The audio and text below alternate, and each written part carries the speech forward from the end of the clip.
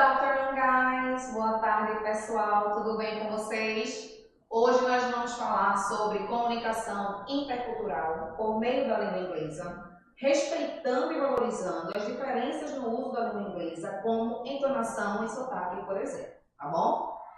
Para começar, como sempre, temos aí uma word cloud, né, que é uma nuvem de palavras, né? Vocês estão vendo aqui vários países, o nome de vários países formando aí um mapa mundi, né? Bem legal.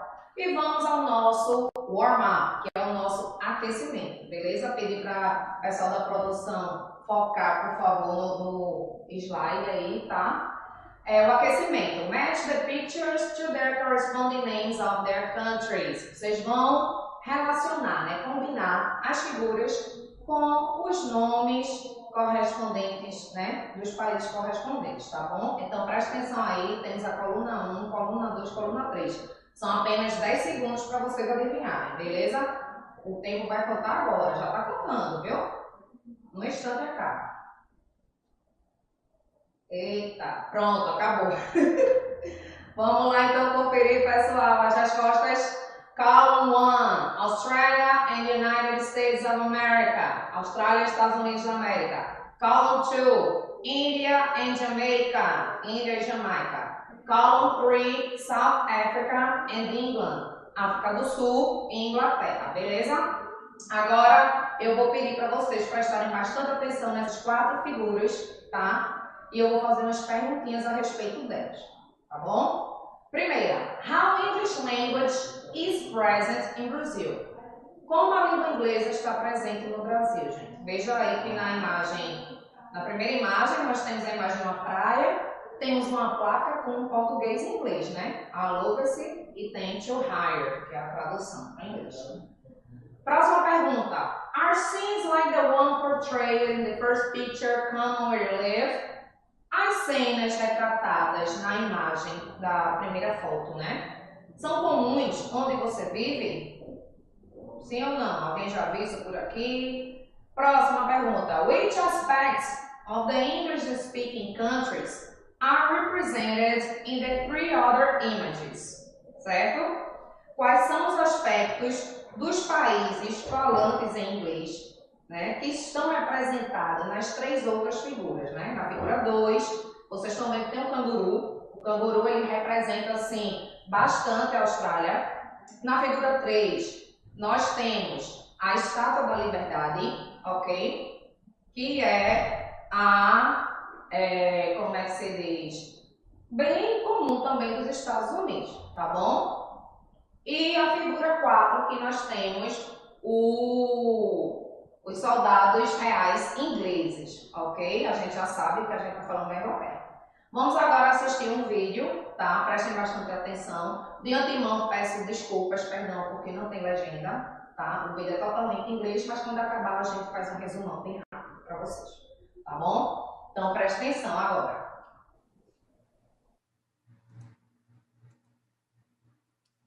Hi, Fernanda. How are you doing? I'm great. How are you? I'm fine, thank you. Let's start our interview. Sure. So guys, this week we are featuring Brazilians living in other countries. Our first interview is with Fernanda Dominic.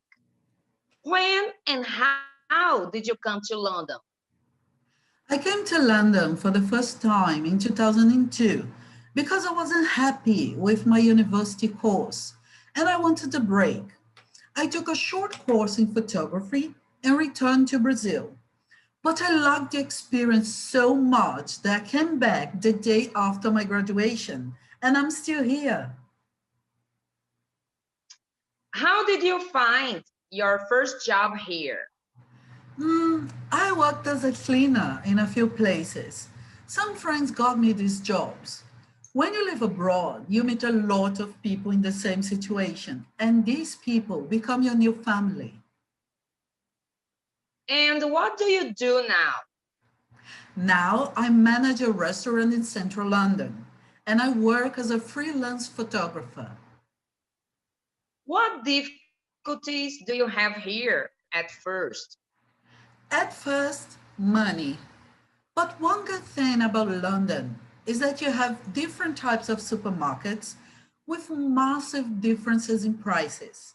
That means that even on a tight budget, you can survive.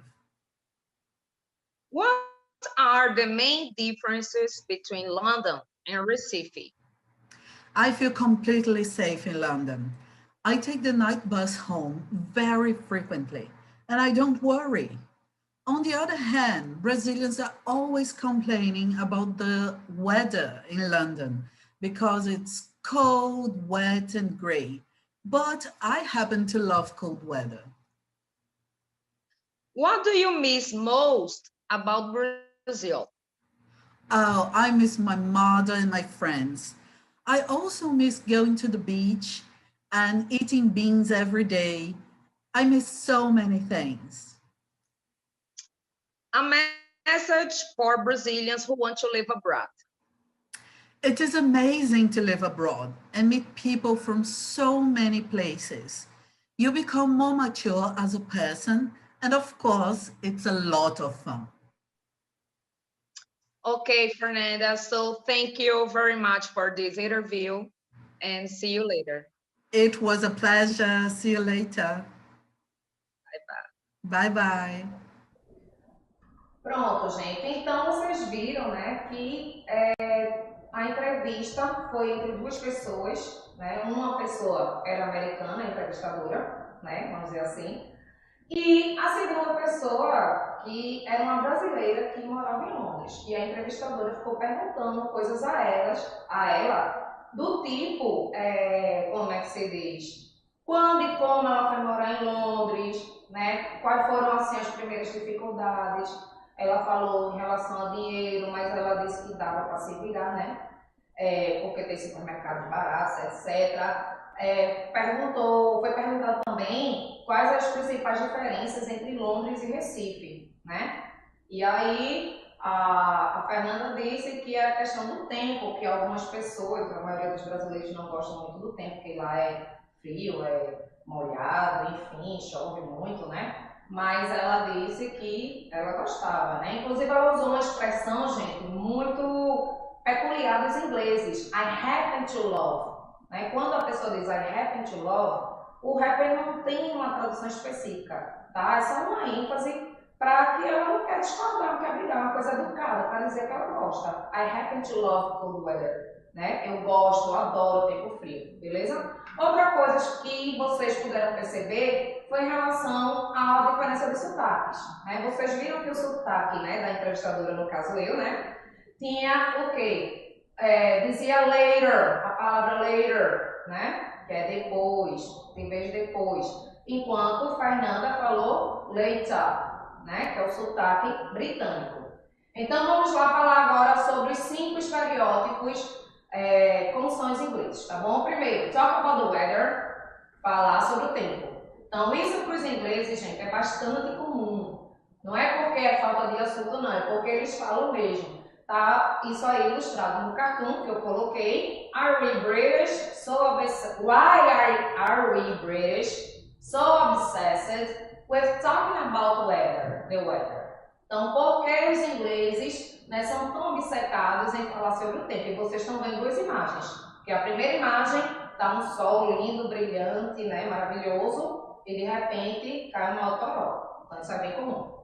Segundo ponto, be polished to the extreme, seja educado ao extremo, tá? Tudo é excuse me, com licença, sorry, desculpa, thank you, obrigado. Então eles são educadíssimos. Terceiro ponto, enjoy drinking a lot.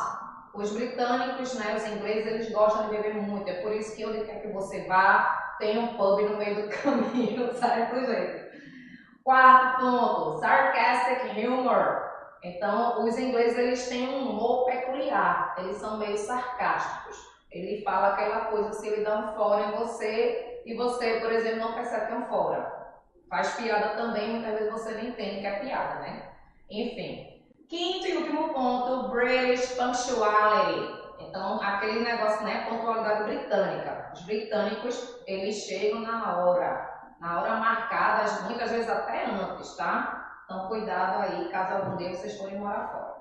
Vamos falar agora sobre os americanos. 5 stereotypes, certo? 5 estereótipos. How are the Americans? Como são os americanos? Primeiro, punctuality, pontualidade, certo? Eu não sei se eles são tão pontuais quanto os britânicos, mas pelo menos eles tentam.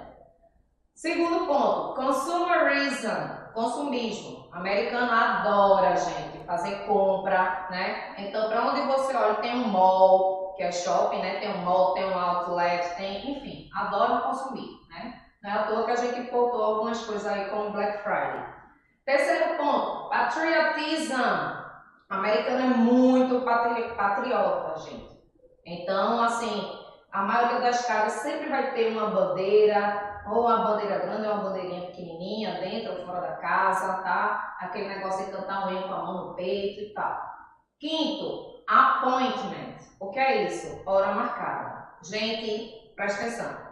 Pay attention, please. Never, ever, nunca, jamais vá na casa de um americano sem marcar hora. Você tem que ligar para ele, certo? E perguntar, né? Se pode ir, tal. Tem que fazer antes. Não é aqui feito a gente, né, brasileiro, que chega na casa do outro. Ai, não é assim não, viu, gente?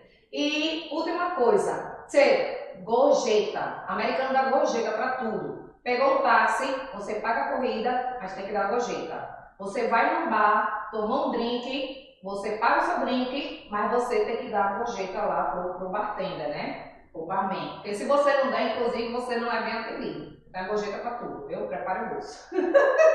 Vamos para a próxima. British and American English differences in pronunciation.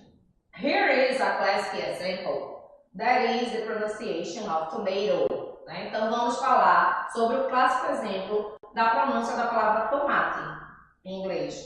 The British say, o britânico diz tomato, certo? While Americans prefer tomato, enquanto os americanos eles preferem, né, tomato, tá? Other differences are in words that do, duke, tune, attitude, new, nuclear, enthusiasm, institute, certo? Então, outras diferenças são nessas palavras aí, né? In all of them, em todas elas, the British pronounce the letter U with the sound U. Então, todas elas, o britânico ele vai pronunciar o U com o som de U, tá? Essa palavrinha aí que tem entre barras são os símbolos fonéticos, tá bom? Que é para saber como é que se pronuncia. Before the sounds, antes dos sons, ó, dos sons D, né, D, T, o T também, N, do N, do S e do the, tá? In American English, the sound E is left out. Então, no inglês americano, o som do I, né, é deixado de fora, fica somente o U. Então, eu já pronunciei no americano. No britânico seria due, duke, tune, attitude, new, tá? Perceberam a diferença? Veja, new e no americano, new, ok? Vamos agora continuando. It has a case of words like bottle, butter, city, daughter, letter, meeting, and many others in which the Americans pronounce the T with the sound of R. E tem o caso também dessas palavras que eu falei aqui, né? Garrafa, manteiga, cidade, filha, carta, encontro, reunião, enfim, muitas outras. Que os americanos, eles pronunciam T com som, vamos dizer assim, de R, tá? Enquanto o britânico continua o mesmo som, que é som de T. Por exemplo, em vez de dizer bottle, o britânico vai dizer bottle.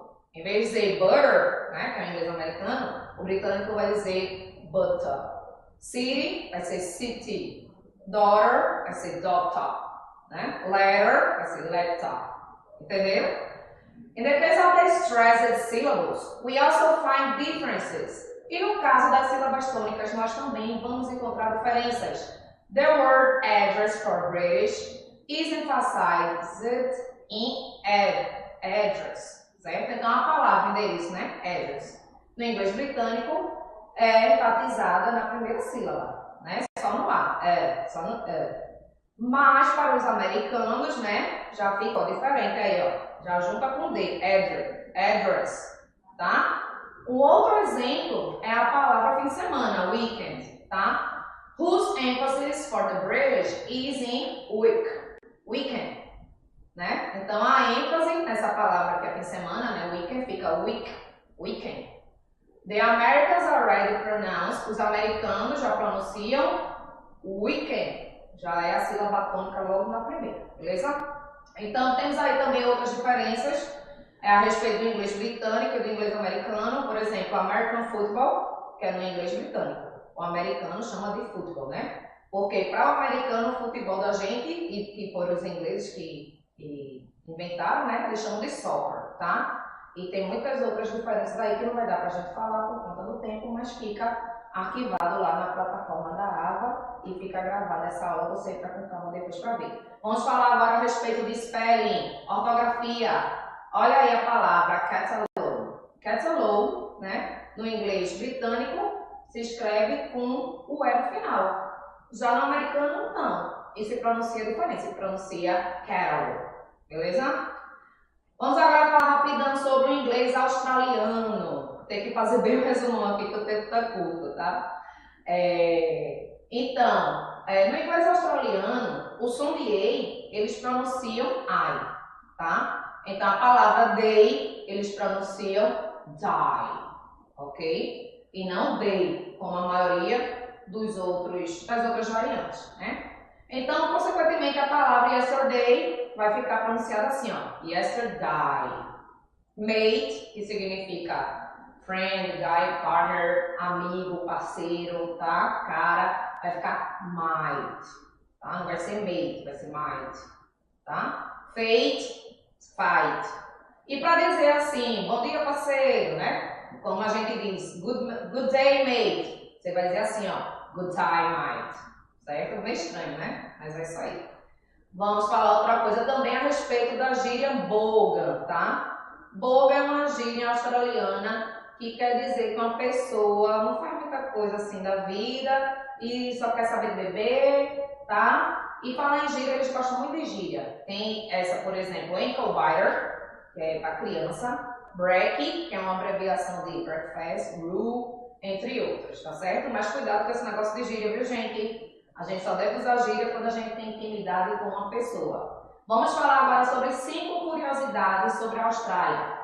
Primeira, a Austrália tem a maior, né, população costeira do mundo. É bem comum eles comerem carne de canguru. Terceiro ponto, também, a maioria da população australiana foi nascida em outro país. Quarto ponto, a Austrália foi a primeira nação independente a permitir as mulheres a votarem. Quinto ponto, tem animais que existem somente na Austrália. Agora vamos falar do inglês indiano, que é bem interessante também. Você já pensou se um indiano chegasse para vocês e falasse I was just joking, but... Ou então vocês falassem I didn't go only, quer dizer nada demais, tá? Por quê? Porque o but e o only são usados apenas para dar uma ênfase ao que foi dito. Nesse caso, eles não vão ter tradução, beleza? Então, é como se ele estivesse dizendo I was just kidding, eu estava apenas brincando, I really wasn't, né? Eu realmente não vou, né? Não fui, tá? E o negócio complica ainda mais, gente. Por quê? Porque eles misturam o hindu com os dialetos locais, desculpem, com o inglês. Então, por exemplo, tem the taxi wala, quer dizer o motorista de táxi, né? The taxi driver. The music wala, quer dizer que é o CD ou o colecionador de CD, tá bom? The grocery wala, né? Que quer dizer the grocer, o dono do armazém, tá? E have some chai vai. Isso daí quer dizer drinking tea, beber chá, entre outras coisas, tá bom?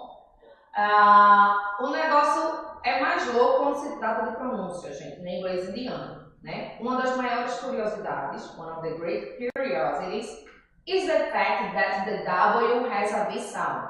É o fato que o W, ele vai ter som de V no inglês indiano. Thus, the personal pronoun we is pronounced B. Portanto, o pronome pessoal nós é pronunciado, né, we, né, é pronunciado we. The verb want, né, o verbo querer, want, vai ser pronunciado want, vent. And water, vader, né, e água, né, water, vai ser pronunciado vader. In this way, if an Indian speaks Solvan vader, desculpe, Solvan vader, tá? Não fiquem chocados. Eles estão dizendo simplesmente we want water. Nós queremos água. Beleza? 5 curiosities about India. 5 curiosidades sobre a Índia, galera. Primeira, India is the second largest English-speaking country in the world. Então, a Índia é o segundo maior país falante de inglês do mundo, né?